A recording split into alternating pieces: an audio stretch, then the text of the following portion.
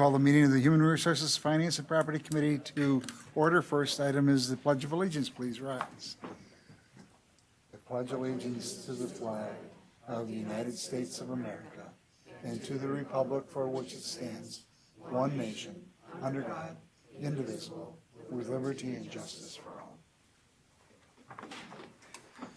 Public comment? I don't see any public here to comment.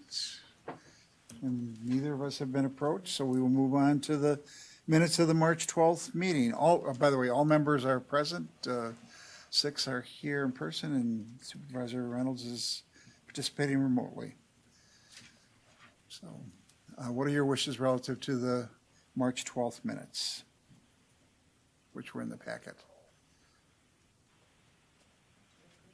Supervisor Lemmer moves to approve, seconded by Supervisor Poole. Any discussion? If not, all those in favor of approval of the minutes will signify by saying aye. Aye. Aye. Opposed, no.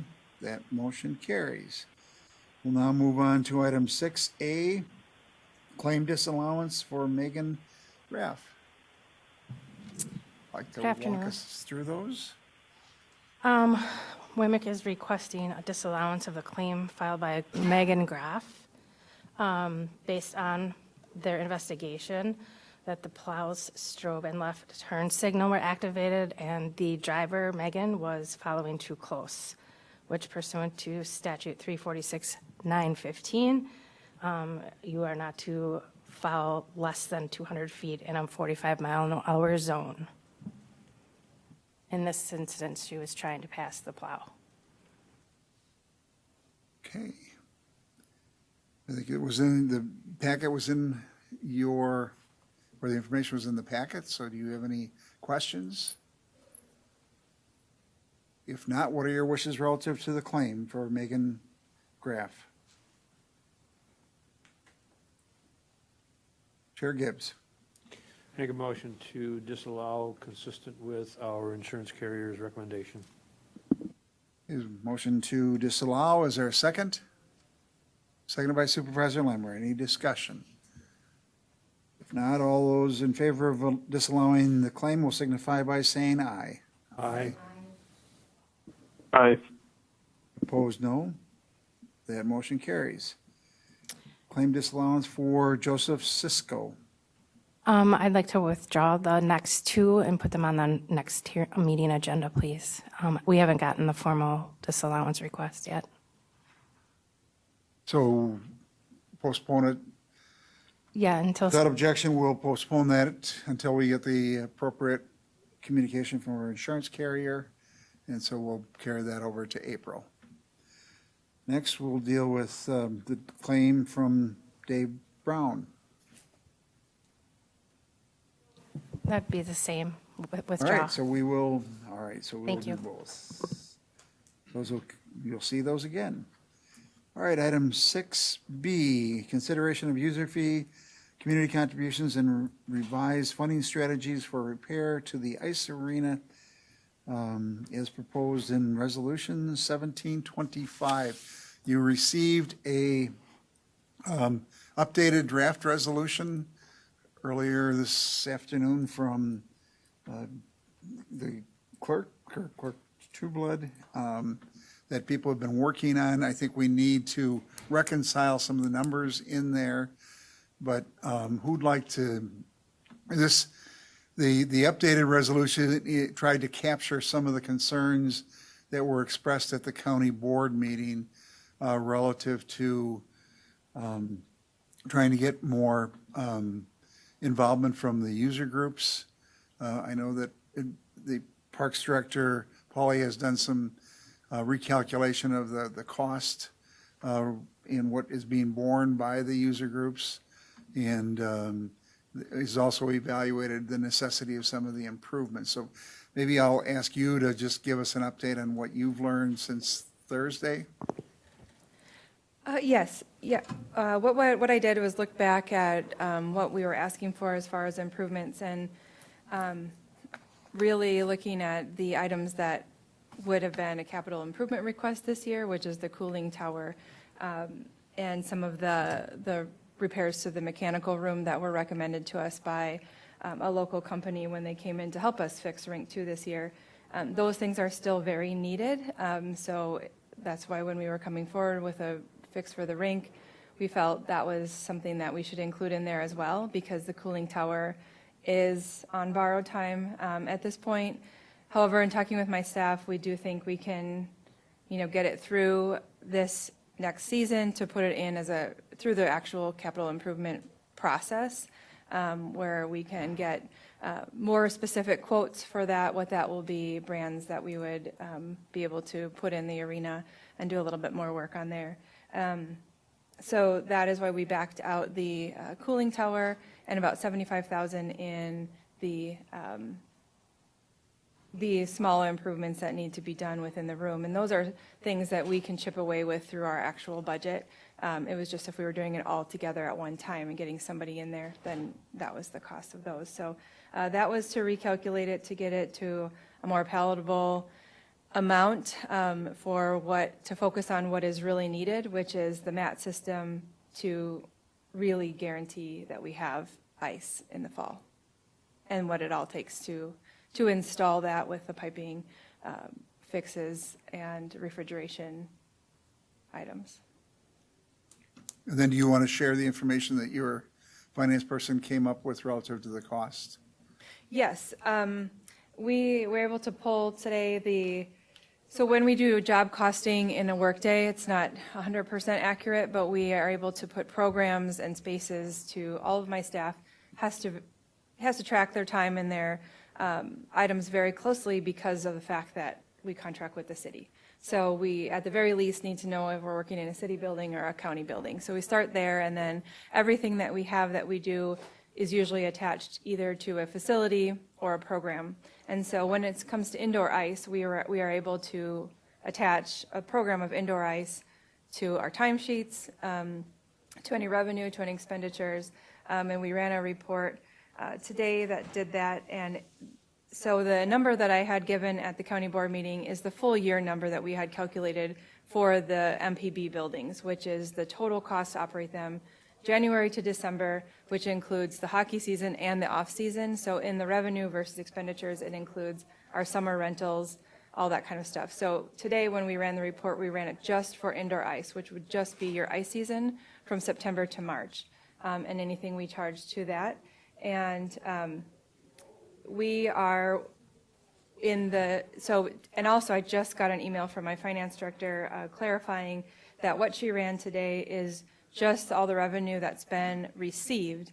However, we have a couple of accounts receivable things out there for payments that are due now that the hockey season just ended to go back. So I'm hoping when I have that number, I'll send it to you, because it should show that we're actually breaking even or in the black at this point. But the report she gave me today, we're at a 93% cost recovery.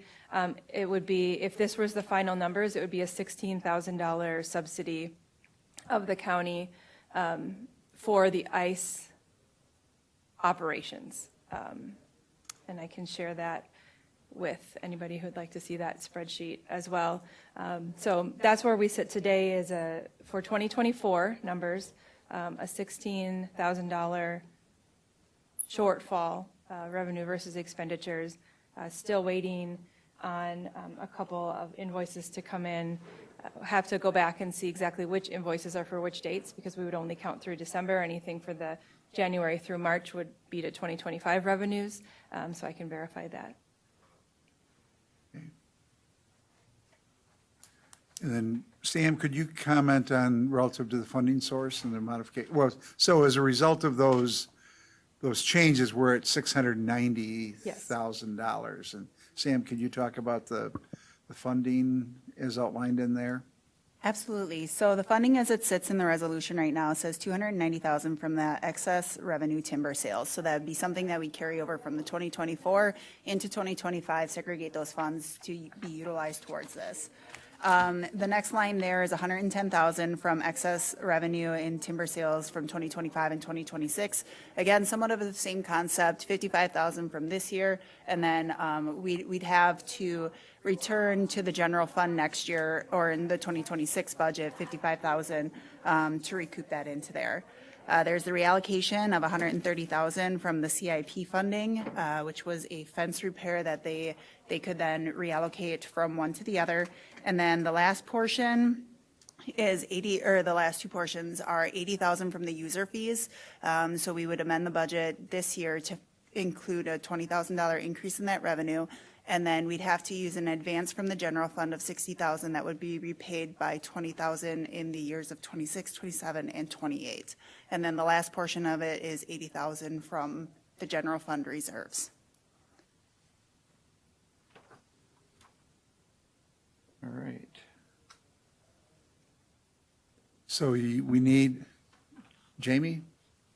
I just wanted to explain to that 80,000, if we were to break it up in that 20,000 per year, just to put it into perspective, if we would only have the ICE usage that we have today, it would be about a $10 increase per hour of ICE for all of the user groups. So right now, we're at $155 an hour.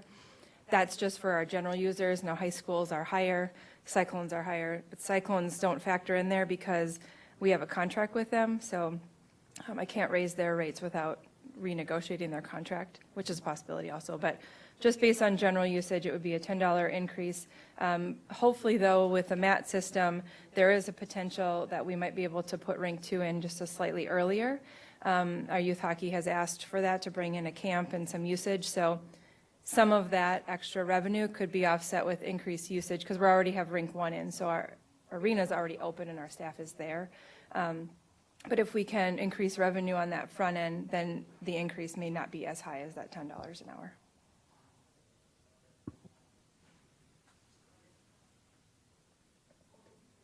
All right, so the decision of the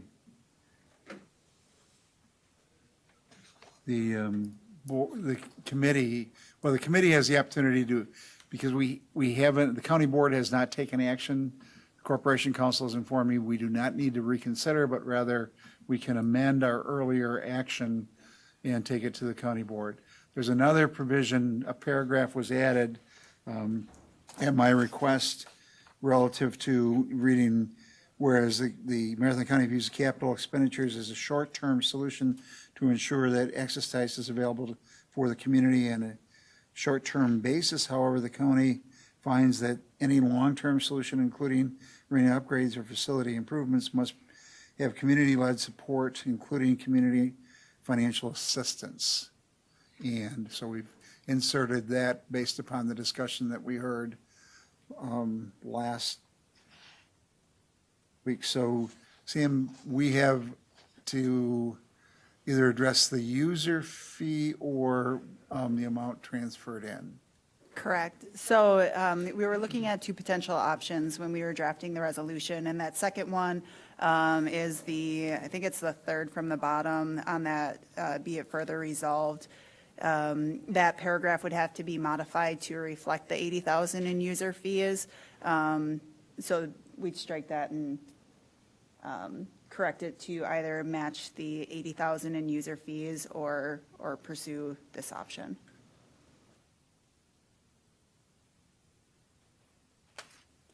Would you like me to discuss the difference between the two user fee structures? Okay. So the one that is listed in the funding sources would be the 80,000 from the user fees, which is 20,000 a year, which equates out to, we used a base of 250,000. It'd be about an 8% increase on that base for each 4 of those years. The second option that was discussed was doing a tiered increase of 7.5%, 10%, 12.5%, and 15%. That would equate up to $112,500. So it would change that to be a $18,750 adjustment in 2025's budget. And then 26, 27, and 28 would be as follows: $25,000 in 26, $31,250 in 2027, and $37,500 in 2028.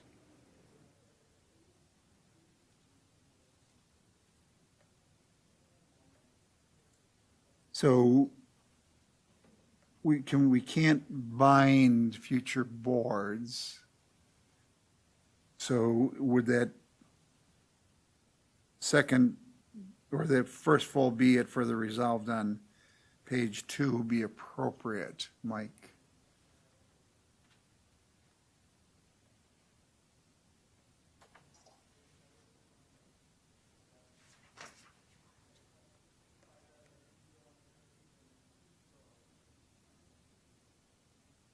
Or Corporation Council?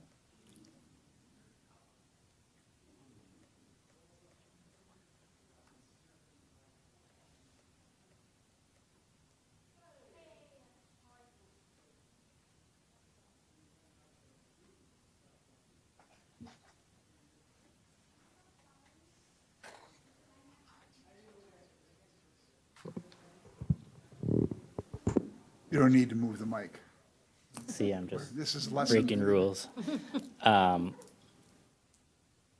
I read the last sentence in that as anticipated repayment, which one could argue doesn't bind future boards, because it's not requiring repayment through that avenue. With the word anticipated? Correct. Okay.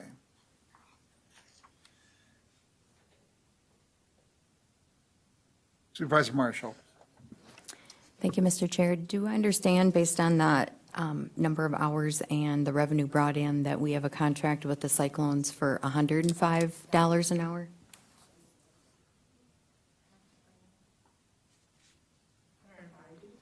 Yeah. I just took the $30,880 divided by the 292 hours.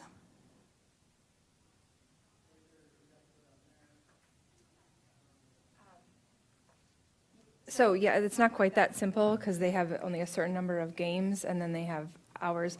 So the daytime hours would be a lesser amount than the 155 because those are hours that, they're considered non-prime hours in the ice industry because no one else would use them. So they do practices in the morning and they do get a discounted rate. I have to pull up their actual contract to see how the rates break down because we have that as an amendment. But that is our contract amount that's with them. And then we charge a per game fee for larger, or for the playoff games. Like this year, they had 2 playoff games, and I think those are, I think it was $240 an hour for those 2. I should not actually say it now until I pull up their contract, but it's all in their contract, what they have. Supervisor Lemmer? Thank you, Mr. Chair. Can you just talk a little bit about the capital improvement plan on the fence repair? Is that not going forward then? And is that the fence that goes along Stewart Avenue and 17th? And if that's not going forward, what's the plan going forward with that fence? Yeah, so that would postpone it a year. We had it in the capital improvement program as a 3-year program anyway, because the cost of the fence for both of those streets is very expensive because it's a long distance.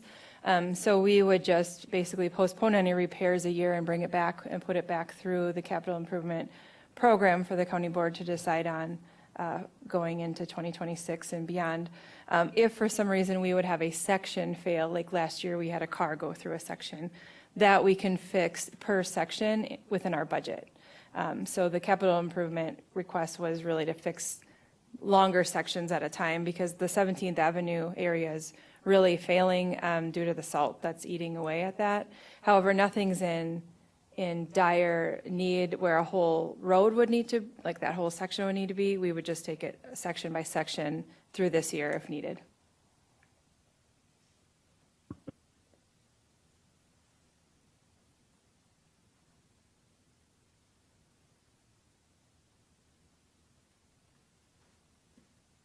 Right, any other questions?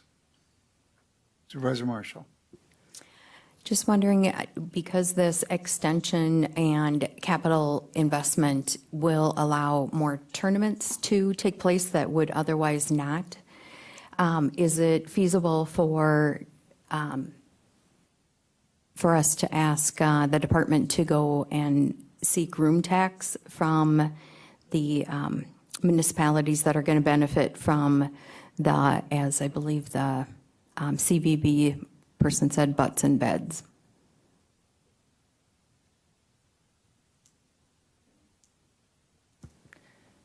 So I can address that. So when I mentioned the tournament, it may only be one tournament in that September timeframe. If we can turn the ice on earlier, we are maxed out for the rest of the year, so it doesn't allow us to have any additional tournaments. We're not getting any more ice. But also, I'm also on the CVB board. I'm the vice president, and the requests that go into the room tax, usually into the room tax municipalities, especially, well, each city has it set a little bit different, but if we were to ask WASA, the room tax can only be used for marketing purposes. It can't be used for capital. And the CVB, as far as the Sports Authority, is the same thing. The CVB itself doesn't give out any room tax dollars. It's just the Sports Authority, and that's for specific. So yes, we could ask for event costs, which our user groups do. The youth hockey already gets, I don't know exactly how much, but they get 2 grants for each of their Badger State Games tournaments throughout the year. Figure skating also gets grants from the Sports Authority through that. So room tax dollars are going in to help the users pay, basically they're paying for ice time, so it's not necessarily the county asking it. But the only municipality I know of that's given money towards any capital has been Weston. And they have a little bit different policy. So it can be asked for capital, but the rest of, I know WASA would not give it for capital. It's marketing only. And typically those room tax decisions are made as part of the budget process, so we wouldn't have access to those revenues this year, because I think it's all committed. Chair Gibbs. Well, thank you, Mr. Chairman. So Jamie and who else have worked on this, I appreciate the dedication and the work that you've worked on to reduce the cost to the taxpayers at this point, and actually engaged in looking at increasing the participants and the utilizers of the ice and increasing the cost. And if we take the anticipation of that fee per year, and if we apply that to current numbers that you had just indicated earlier on your spreadsheet, that we're subsidizing it by 16,000. If we're increasing it by 20,000, we're actually now starting to finally return some capital to the cost of the ice itself. And so I appreciate all of that work. I think one of the things that strikes me is, it really becomes challenging for these user groups to move in a different direction if we were to get out of the ice business totally. I think this is a short-term anticipation, a short-term 4 to 5 year period. But I appreciate the stepped approach on the user groups. Obviously, costs continue to increase every year, and so I think one of the things that we sometimes fail to do is we set fees and then they never get revisited. So I appreciate the stepped approach, and I think it's at least a good approach, at least at this time, and clearly making it known to the user groups that a long-term solution is going to involve and require effectively their participation in fundraising and fund cost allocation to if the county is going to stay in that business. So for those reasons, I can support at least the short-term fix on the scaled down version that we're looking at now.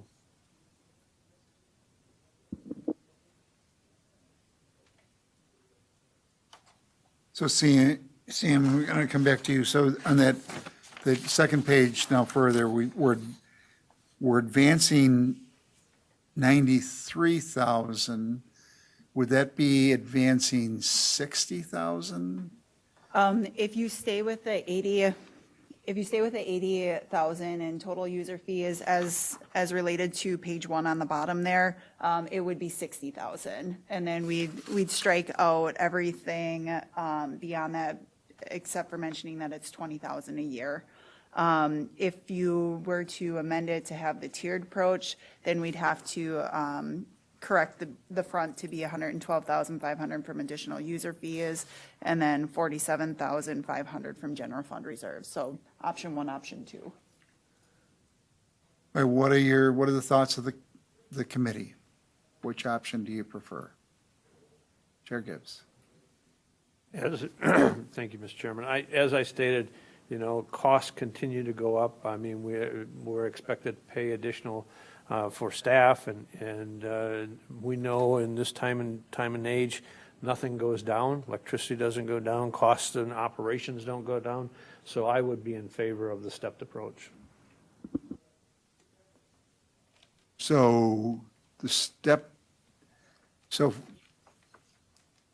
approach would result in a increased loan from the reserves with a decrease in fund balance. Well, it's the same amount of fund balance, but it's just how it is perceived. So your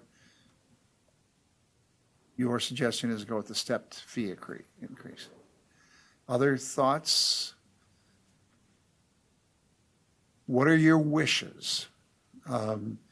We have this before us, so the thought would be is that we would need to introduce this as a substitute amendment to the resolution that had been advanced last week. So we would need to, first of all, introduce it as a substitute amendment, and then we would need to vote on it a second time as amended by the substitute amendment.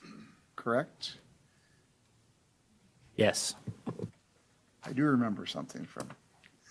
So what are the wishes of the committee? Supervisor Hart. I'll make a motion to adopt the substitute amendment to the resolution. Reflecting the stepped approach Correct. for the fees, and that will then change the numbers on page 1. So is there a second? Seconded by Supervisor Lemmer. Any discussion on the substitute amendment? If not, all those in favor of adopting the substitute amendment will signify by saying aye. Aye. Aye. Aye. Opposed, no. That motion carries unanimously. Now on the original motion, as amended by the substitute and clarified in the motion, is there any discussion on that? If not, all those in favor will signify by saying aye. Aye. Opposed, no. That motion carries. Mike, I would ask that you and Sam work on reflecting this as a substitute amendment and incorporating the intent of the committee and get that updated in the packet. We will do that. Thank you. Thank you. All right, that will take us to educational sessions. So the treasurer's office is going to give us a quarterly update. We have Connie with us and staff, so I'll turn it over to you. Okay, so the treasurer's office has been very busy. So I kind of went into December, January, because that kind of goes together. We prepared tax bills for 61 municipalities and enabled tax payment receiving for the municipalities. We issued Phase 2 courtesy notices in January and February. We managed the grace period after January 31st tax deadline. We also completed the January and final February settlements for 60 municipalities, and we are doing interim settlements with the city of Wausau, which is continued because they received till July 31st. And we also continued collection of tax delinquent parcels. February and March, the county treasurer took over tax receipting tax payments as of February 1st. We sent March courtesy notices for unpaid 2024 taxes in past due delinquent years. We are correcting receipting errors from first installment receipting, which came from those March courtesy notices. And we are assisting finance with audit requests and bank reconciliation transition. Financial and delinquent tax processing, we are working on the filed statement of tax revisions on behalf of the municipalities because a lot of them are incorrect based on what our numbers are and what the municipalities reported. And we also submitted the PC 501, which is a tax district treasurer settlement with the Department of Revenue. We are preparing the remaining Phase 2 and Phase 3 delinquent parcels for the 90-day notice and working close with the Corp Council. We will be sending these out March and April with possible foreclosure July and August of unpaid parcels. With that being said, in Phase 2, we are in the process of taking 31 of the properties. 89 of them have paid since we started the in-rem, and 26 have paid in the last 3 months. Phase 3, we started with 91 of them. Our research is done. We are still in the process of going through the research that is completed, and 70 of those parcels have paid since we began in-rem. We will be taking 5 parcels this coming June from previously of February when they were due with the 90 days. And those parcels have not paid anything at this time. Delinquent taxes for 2012 to 2023, we collected $1.3 million. That included $11,812 of tax deed fees. So any of the county treasurer fees and research fees were all already incorporated in those payoffs. So we have recovered our funds. Treasurer's office collected a total of $5 million in tax payments, which includes interest penalties and tax deeds. We are also working with Registered Deeds Office in resolving the slivers. A few of these residents have come to us and either paid in full and are working on completing a transfer of affidavit to have ownership of that parcel if they're in Marathon County's address. And for March and April, right now, we are doing audit requests again with the Finance Department. That goes through April. We are processing the lottery credit payout that comes on April 15th. And we are still in the process of working on a warrant with the Weisenberger property in Marathon City. An inspection warrant? Yes, for the DNR to come in and do their phases. It's ongoing because we have to work with the DNR.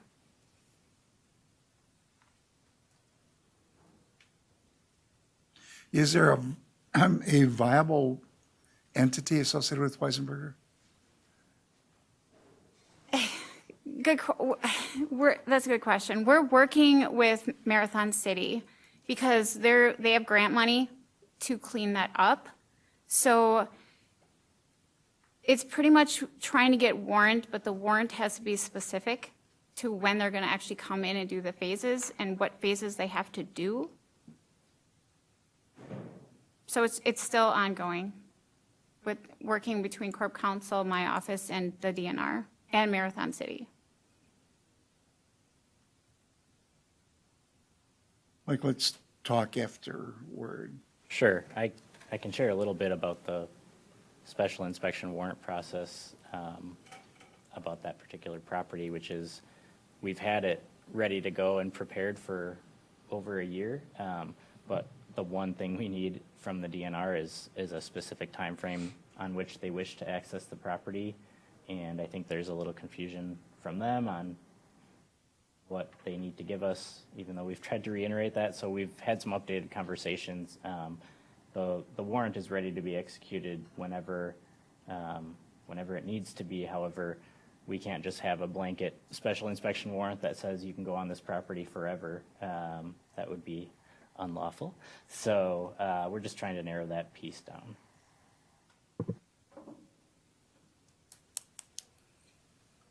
So are you working, well, we'll talk, but Matt Thompson, who should be familiar with that?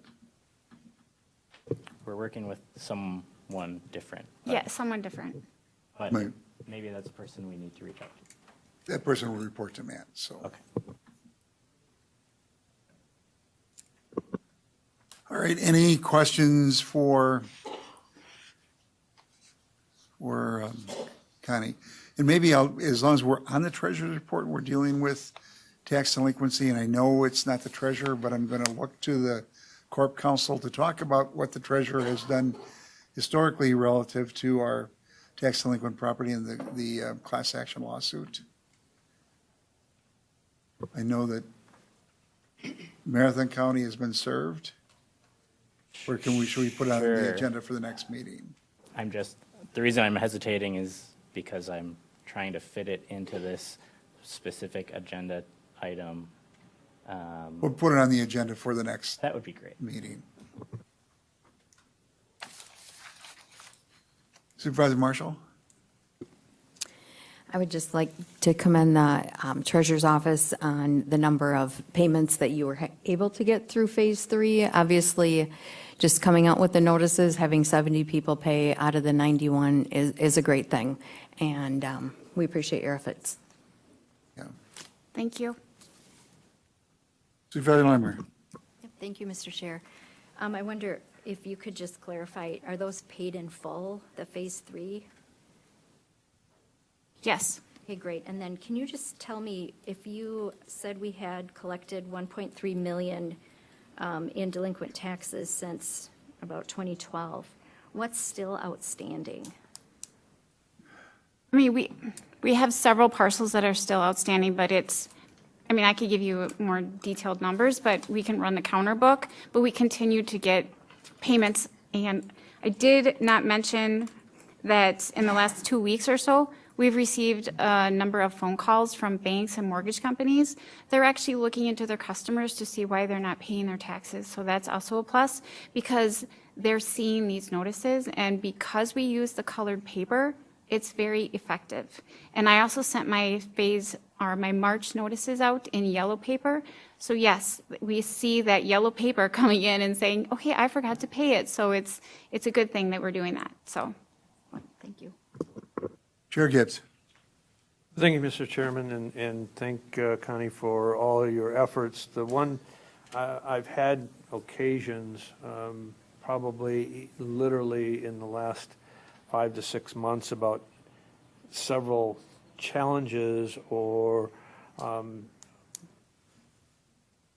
errors that have come out, and you mentioned one that you're correcting, the March notices on the late notices that went out, where in one particular case, one individual contacted me, and the payoff that was shown on that notice included the specials twice, and then also an error on the tax deed process on the Schofield property, and then also several properties that were taken by in rem that continued to have the 2024 taxes being shown on the report at the. So can you help me understand how we are going to address those challenges and make sure that we don't continue to have those kind of errors moving forward? So we redid the letters for March, but when IT did them, they put the specials in. The specials was the garbage service. So they accidentally left it in there, but when they redid them, they didn't recalculate the actual payoff. That would be the delinquent. They just added the garbage service. So we've had several people call us, and they're completely understanding. And if they did overpay, then it's a refund to them. But it's only on the ones with the garbage service on them that were delinquent. I get that, but are we putting in place processes that prevent those kind of errors from continually happening? Yes. I mean, when we have properties that we've taken by in rem and eventually resold on excess, through the excess property sales, and I'm getting calls about, I'm still seeing my 2024 property tax due on that parcel that I just purchased, and it's supposed to be free and clear. I want to be assured that I can tell the individuals that the Treasurer's Department's working on those challenges and putting in place processes that's not going to continue to allow those to continue. Okay, the 2024 taxes are on there because I can't take them because we were in the middle of settlement.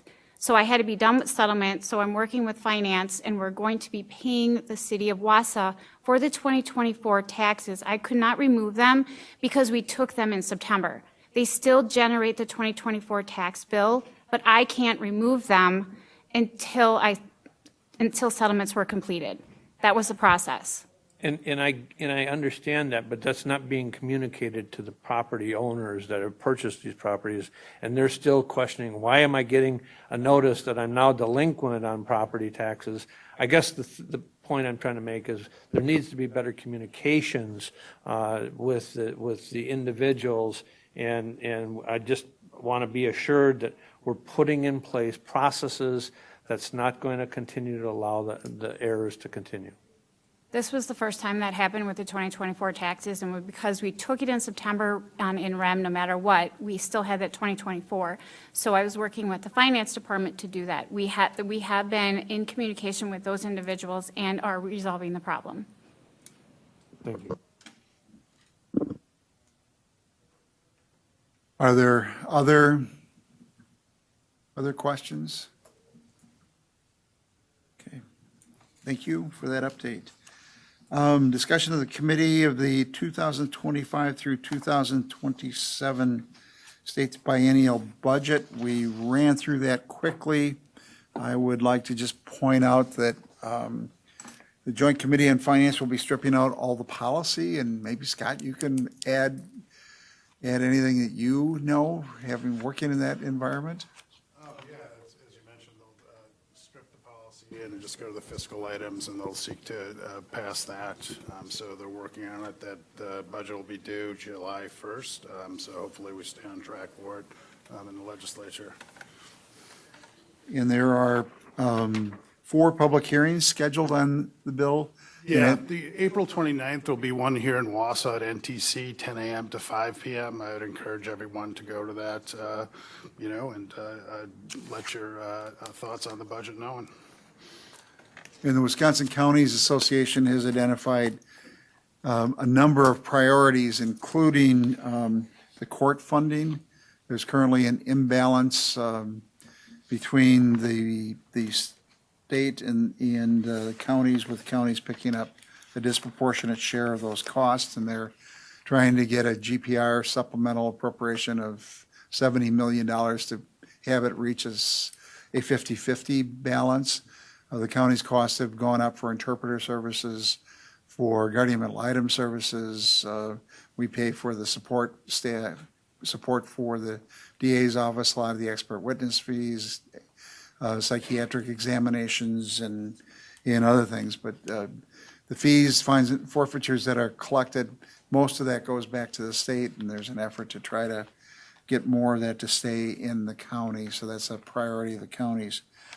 The second area is in transportation funding and just the routine maintenance agreements with the state, trying to get them to increase the funding level for our taking care of state highways, as well as increasing the general transportation aid program, percentage, increasing that to keep pace with inflation, and then making sure they continue the local road improvement program.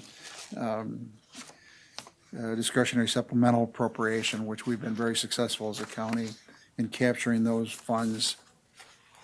They are looking at also priorities of crisis services and community support services, mental health area, trying to increase the state's share to pick up the local match requirements within that area. And the final area is increasing the funding level for local land conservation staff to expand that funding to, I think it's 100% for the first position, 70% for the second, and 50% for additional staff, and making sure that we've got money in there. Those are the top priorities of the Counties Association. We have a number of other items that will impact us. There's $400 million earmarked in the budget for broadband. Not sure exactly how that will play out, but there's some uncertainty about the BEAD money. I think the Department of Commerce on the federal level is reevaluating their approach to it. So there may be the need for supplemental funding on the state level. But overall, the governor's budget was a favorable budget for the counties. It's not likely to stay, all of the provisions aren't likely to stay that way. So I think what we need to do over the next few weeks as a county is figure out what those changes mean to our budget, both on the state level and the federal level and some of those pass-throughs. But I would encourage people to think about attending the April 29th meeting. And I know that Representative Schneider was instrumental in getting that located in Wausau, so we're very appreciative of the fact that we won't have to travel. And Scott, if you could relay our thanks to him for that. I certainly will. Other questions, we could spend a day on the budget, but I think those are the key ones. Kurt, is there anything you want to add from WCA? No, I think you hit, I mean, the WCA platform is going to continue to advocate for everything that is in the platform, but these are you mentioned clearly the top priorities that we're looking to have impact on, and that affects, all 72 counties. Okay.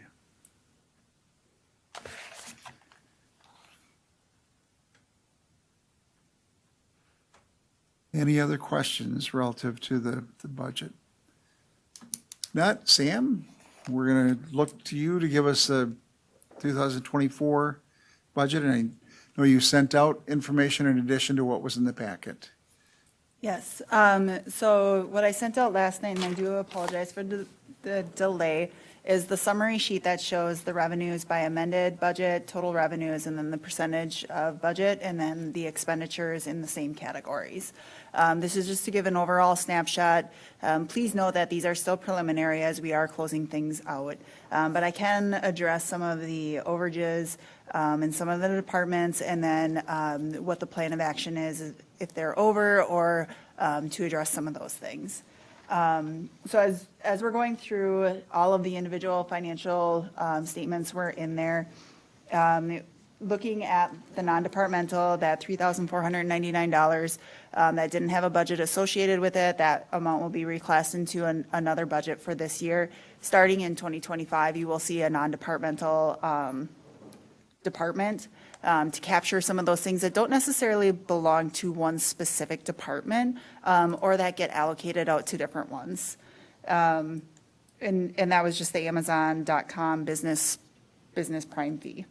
Under the district attorney, one of the things that we did is they have what is known as Chapter 950. So it's a state funding source that they get. We took it out of the grants fund and more appropriately put it under the general fund. Since the funding source is a little bit more difficult to track in the grants fund, we pulled that back. So you'll see that there's an increased revenue and an increased expenditure in that one. Looking at finance, it is at 106.25%. That is largely due to the audit fees, which were larger than they were in prior years, or anticipated. And part of that's due to the conversion and the additional work that had to be done last year. But as you can see in the revenue side, we did receive additional revenues. Now, some of those will be allocated out to different departments such as Corp Counsel and HR as an internal service. Those are fees that we charge to other departments such as ADRC to account for the financial support, the legal support, and the human resources support. Moving down to the Sheriff's Department, it appears that they are 101%, but they also on their expenditure budget, and then 104% on their revenues. They did have some additional things this year that they didn't necessarily anticipate, such as the RNC and the presidential visits over at the airport that they helped supported. In addition, their carryovers, I don't believe, have been recorded in as a revenue source for them in that year. Looking at veteran service, part of that is because of the carryover for the direct relief to payments. It's a donation account that gets carried over from year to year to help assist the veterans. Because there was no revenue there, it looks like they were over, but the revenue is there to support it. Moving down to the grants fund, a lot of that depends on the grants that we receive, that we've approved. At the end of the year, we may get more or less. Usually, the increase in revenues covers the increase in expenditures. Under the debt service fund, part of that was because we didn't have any budget in the state forest loan. But as you can see, the revenues support the additional expenditure there. Just a note on the capital projects fund. It looks low on the revenue side. I'm assuming the working capital wasn't recorded in as a revenue.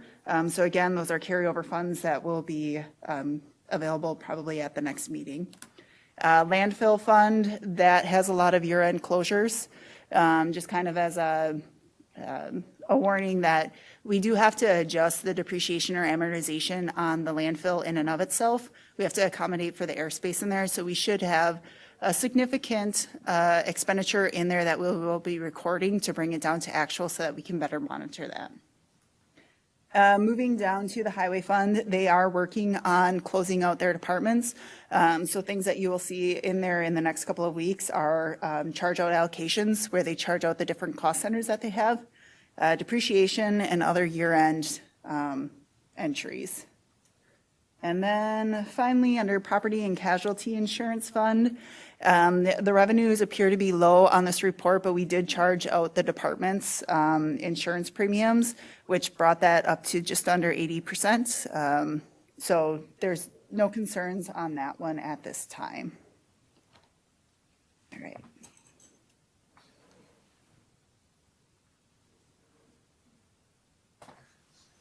Okay, so you were dealing with the issue of expenditures over. Do we take time to look at, on the revenue side, where we've got significant understatement of revenues relative to the year? Yeah, sorry, go ahead. Go ahead. So some of that will be dependent on what the supporting revenue was. So like, for example, CPZ, they have a lot of carryover funds that weren't recorded in that department yet. That should then increase that revenue side to support the expenditures that are in there.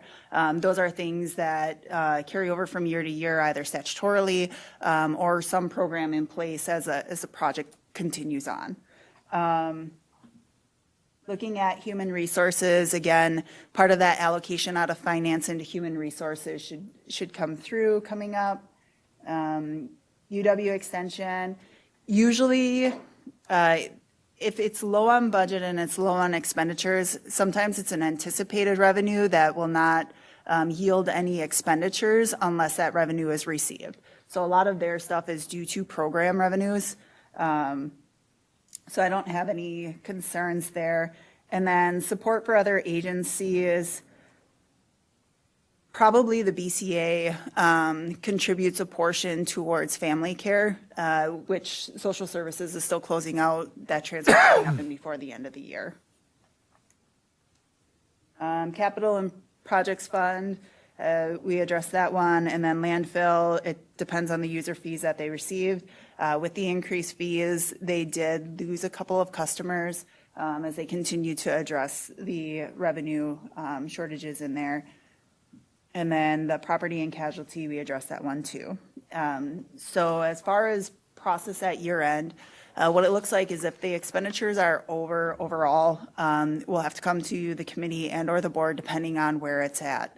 If it's over 10% of the overall appropriation, that has to go to the board for a 2/3 vote. That's in the statutes.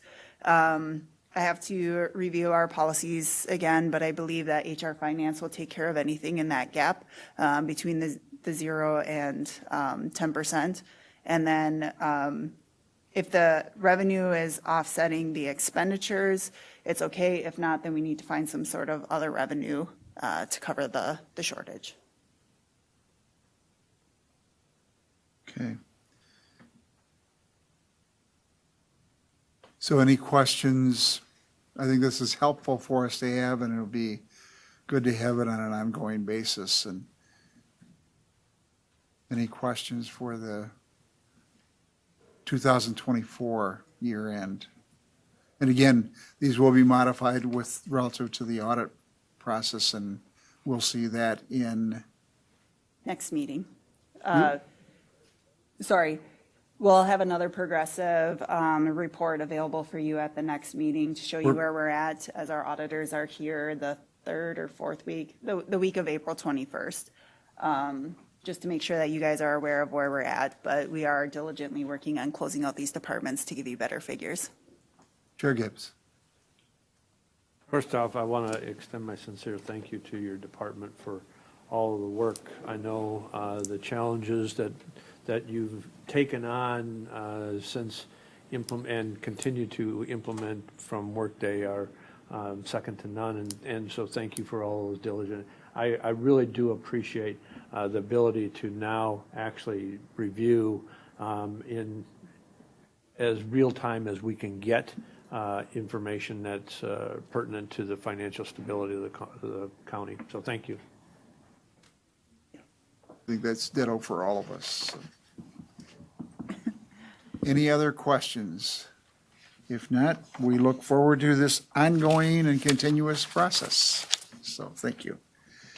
All right, if you want to deal then with the 2025. Okay.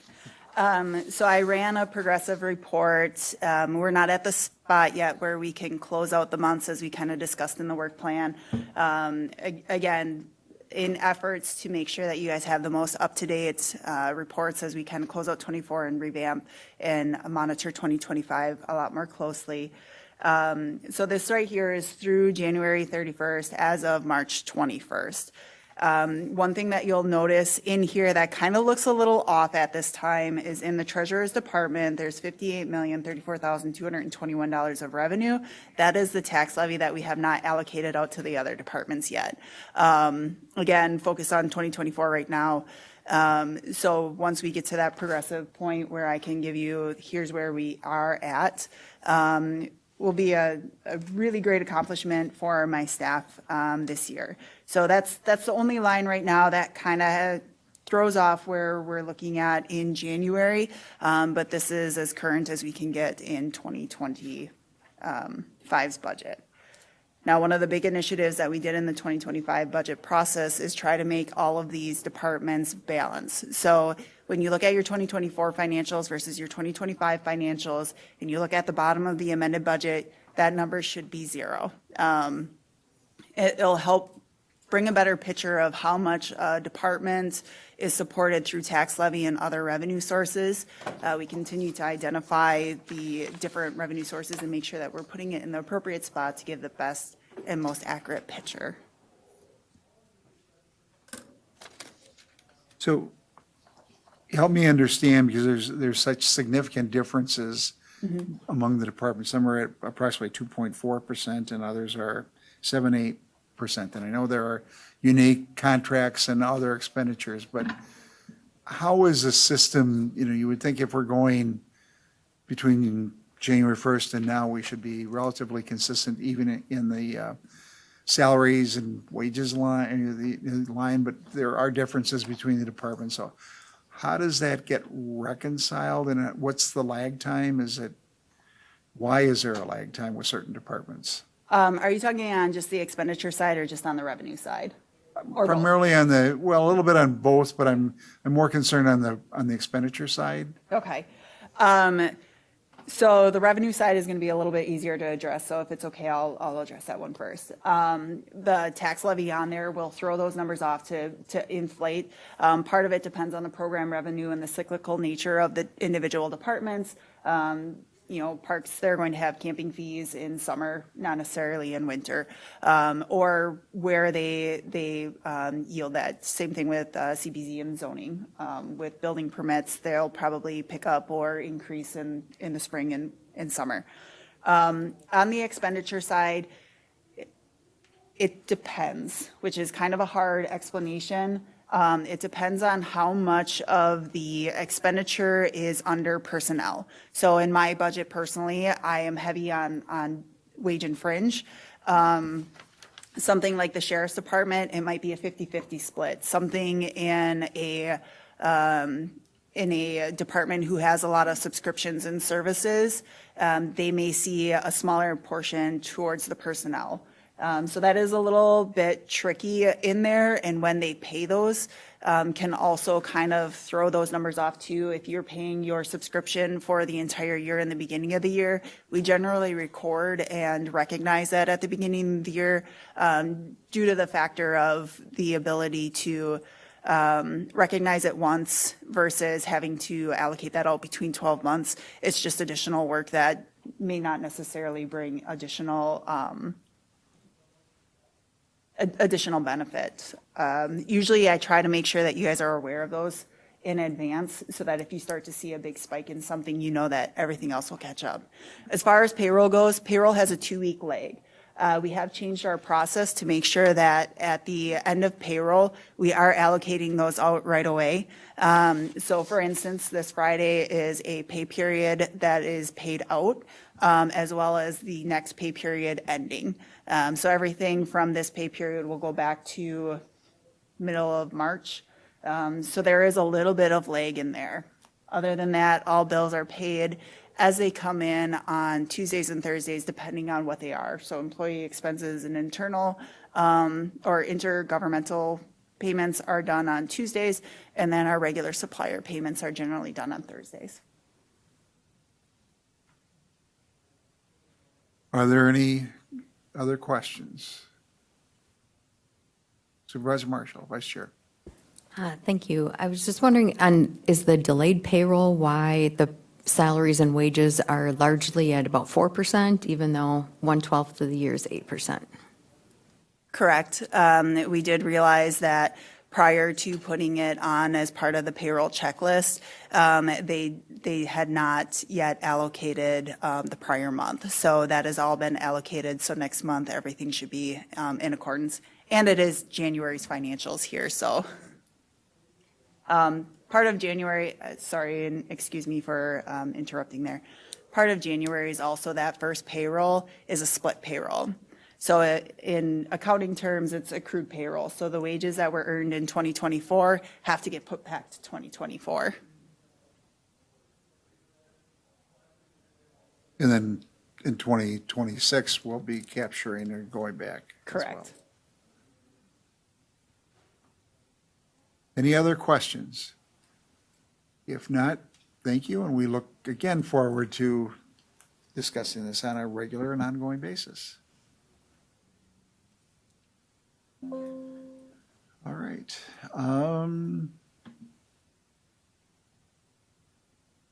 At the request of Vice Chair Dickinson, we will delay the comprehensive and strategic plan review and updates to the next meeting. He was hoping to be able to make it, but learned yesterday he would not be able to. And so we'll be talking about both where we are with our current strategic plan and where the comprehensive plan is going, but he had requested that we delay that till April. Our next, we have lots of items for future meetings, so we'll be playing some catch up, but there's a good chance that we'll have a joint meeting with infrastructure. And Supervisor Pfifferk and I are looking at potential dates. We may do it at our April 9th meeting. He has a conflict at 4:30, but we're looking at the possibility of doing a joint HR, Finance, and Property Committee to talk about the purchases for the potential land acquisition for the highway facility, which will then go to the April board meeting. And then we have a number of other items that we're carrying over. Any items that you'd like to see us consider at one of the April meetings? I think as we begin to understand the federal reconciliation process, I think it would be worthwhile if we could get someone to give us an update on what that might mean to some of our programs on the county level and potentially our budget. I'm not sure when that reconciliation process will be done on a federal level and when all the details will be worked out, but I think we'll monitor that to see if there is an impact on the county budget and if we need to make any corresponding adjustments to the budget. Again, that's beyond our control. Anything else? If not, I would take a motion to adjourn. Chair Gibbs moves, Vice Chair Marshall seconds. All those in favor of adjournment will signify by saying aye. Aye. Aye. Aye. Opposed, no. I would just point out that Administrator Leonard's on vacation and we're done in 65 minutes. Just saying.